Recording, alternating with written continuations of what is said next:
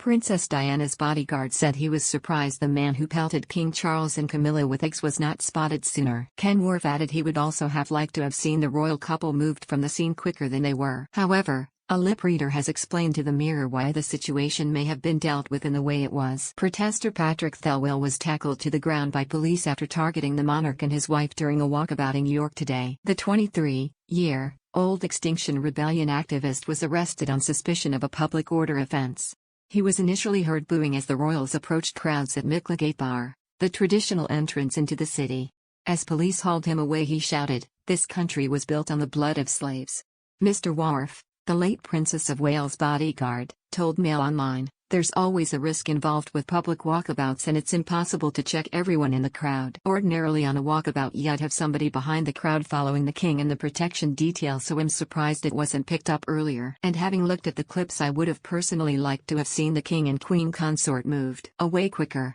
Mr. Wharfe added that it is hard to know what is going to happen next in such situations or what people's intentions are.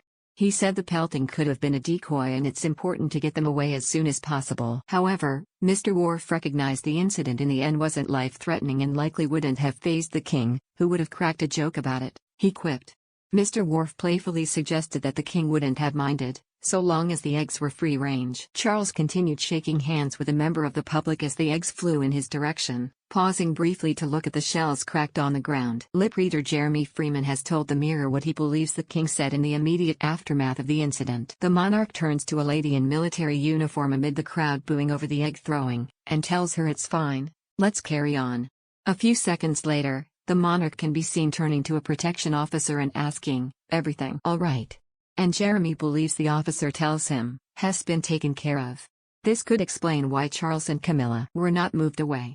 Thelwell is a member of Extinction Rebellion and previously stood as a Green Party candidate for York City Council. The keen gardener studied politics and international relations at University of York, and plans to return to do a PhD in interdisciplinary global development there. On the same day it was announced that the Queen had died, he wrote on Twitter, "I'm only sad that the Queen will not stand trial for her crimes against humanity.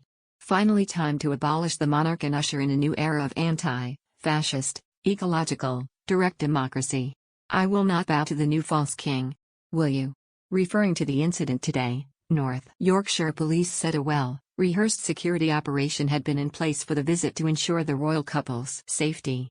Charlotte Bloxham, the force's silver commander for the operation, said, "I'm pleased to report that the policing operation and the overall wider visit was successful today. An enormous amount of planning and preparation goes into visits of this nature.